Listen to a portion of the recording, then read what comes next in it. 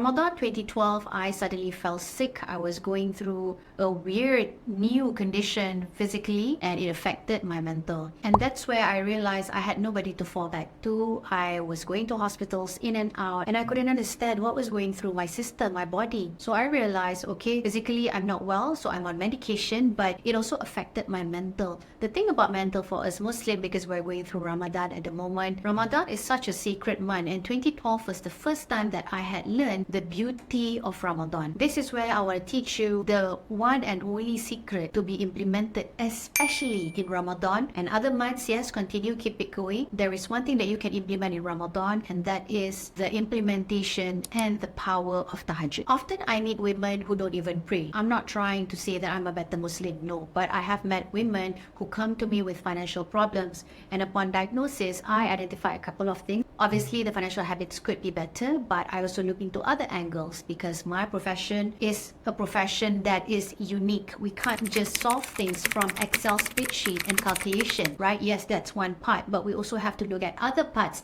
that contribute to that person behaving in such manner. And one of the things I realize is they are going through problems. Number one, they don't pray. Number two, they don't look after their zakat, and many other reasons. So just holding these two, what if you flip your Ramadan and change this number one habit? Look after your 5 daily prayers, Subuh, Zuhur, Asar, Maghrib, Isya, and look after solat sunat subuh. Because Quran, it already mentioned, those who pray solat sunat subuh will have better things than the world and what the world has to offer.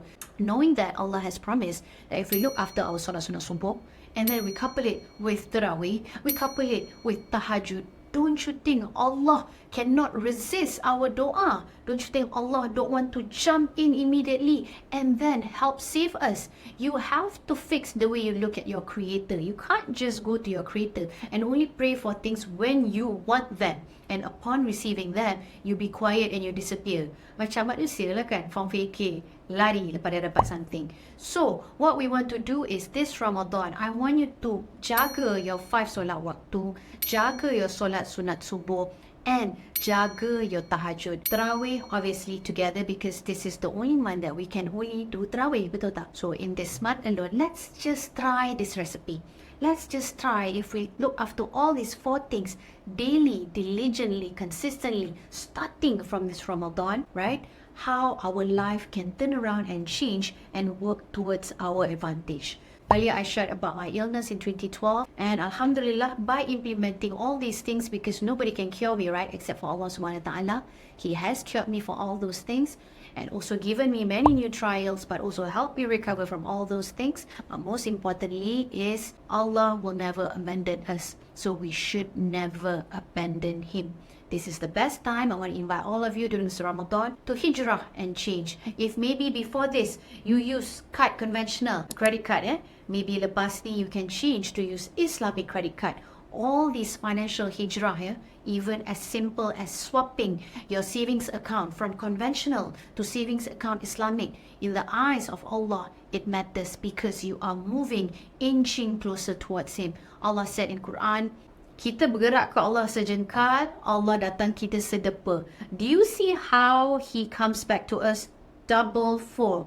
Just by moving towards Him one fold, He comes back to us double. So in this context, how to be rich is that we have to review first before we go out, right? And blame other things, blame the government, blame our bonus, blame this, blame that. Why don't we look inward and we check what are the areas in our lives already existingly that we can improve, so that once internally we are strong, we are confident, we are okay, then only all the other outer things can then come in and support us, boost our financial. One thing I want to remind you, based on my experience of managing wealth after wealth after wealth, if you look after your relationship with your Creator, you will look after your financial well-being, spiritual, physical, and everything. So as much as you are having this tunnel vision of wanting to solve your finances, I want you to first look into your relationship with Him, because you don't find wealth from your bosses or your colleagues. You acquire your wealth from Him. If He says it's not meant for you, then it is not meant for you. Or if it's not your rezeki, it is not yours no matter how hard you try and work. Therefore, my invitation for you and me as a reminder is, let's look into our relationship with our Creator, because all the wealth in the world belongs to Him. Then don't you think it makes sense to look back to Him and ask from Him, rather than asking from everybody else? If you want to learn more about all these, there will be a topic in our upcoming Women in Wealth Masterclass happening on 25th May, where we are going to gather 350 women in Bentley Mutiara Damansara. Tickets are already open. Buy one, free one. Better grab it before I change my mind. Tickets are now sold at womenwealthworkshop.com.my. We are now on the final Friday just before Raya happening next week. I'm sure by now you have spent, rumah dah cantik, baju dah beli, kuih dah beli, tinggal nak celebrate Raya. For our loved ones who are no longer with us, we have to pray for them, inshallah. Once Raya takes place, the next thing that we're looking forward to is the salary in the month of April. Because for March already finished, we bought all the things for Ramadan and Raya. Salary for April is really to recover from Raya this month. But that Raya will only end in middle of May. What is there to recover after Raya? Number one, other than, having a tunnel vision towards Ramadan and Raya, what are the other financial problems that you're going through? After Raya, you will still live paycheck to paycheck for some of you. After Raya, you are still scared to invest. After Raya, you can still fall sick. So why limit yourself to just Ramadan and Raya? Because this financial issue is personal to you. That's why it's called personal finance. And this personal finance will always be personal to you, because your problems and the person next to you are personal. It's different. So you got to find a way to then curb that problem. Eventually, Raya 2025, you'll be better. So before we go into recovery after Raya, I want us to then look into Raya 2025. Because in Raya 2025, if you're still having the same problems, it means you have not learned from this year. Number two, we have 1 year till the next Raya in 2025. So what I do for my family and I start to hedge. Hedge means we start saving bit by bit every month diligently. When I say save, it's not savings. It means it's a sinking fund. Sinking fund is usually something more specific towards a particular goal. Like anak nak masuk sekolah, or going for holiday, going for Raya, and or for me in this context, it would be to prepare for Raya 2025. So since we have 12 months from now till the next Ramadan and Raya, if let's say by next year Raya you need 5,000 for Ramadan and Raya, right? You need 5,000. If you work backwards, you need to save diligently from now. After you get your salary in April or in May, you need to start saving diligently 420 ringgit in a particular savings platform that gives you at least 3%. Not in your May account, not in your bank savings account, because it barely gives you even 1%, right? So find a platform that can pay you 3%. So then whatever you save diligently up until next year, you can then use it and prepare better and do better for Raya 2025. That is the only way. How you get that 420 per month is up to you. Either it comes from your salary or you continue selling things, finding side hustle. These are some of the examples of side hustles that I've done. Multi-level marketing. For me, it was a very beautiful, priceless experience, because there and then I experienced first-hand how to feel and face rejection, because rejection is not so much on the product. It bruises our ego, alpha ladies. So for me, MLM is one of the things that I used to do as a side hustle. I've also done insurance, takaful. Those days before I became a licensed financial planner, I was an agent to insurance and unit trust. So that also gave me exposure how to approach strangers. So for me, if you have this stigma or mental block, I can't sell things. Sell. Why look at it as selling? You're just fulfilling a need. Someone wants to buy baju raya, for example. You happen to have a baju raya. You are filling in the gap. So if you have a mental block when it comes to sales, don't be. Because everything in life, just like you in your career, you are selling your talent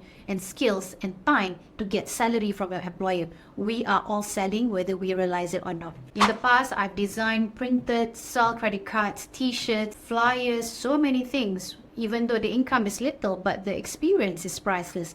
The same way I want to invite you, maybe to you, oh, the tangible cost is I have to spend so much and only get so little. But I want to invite you to look into the intangible cost, something that you cannot measure.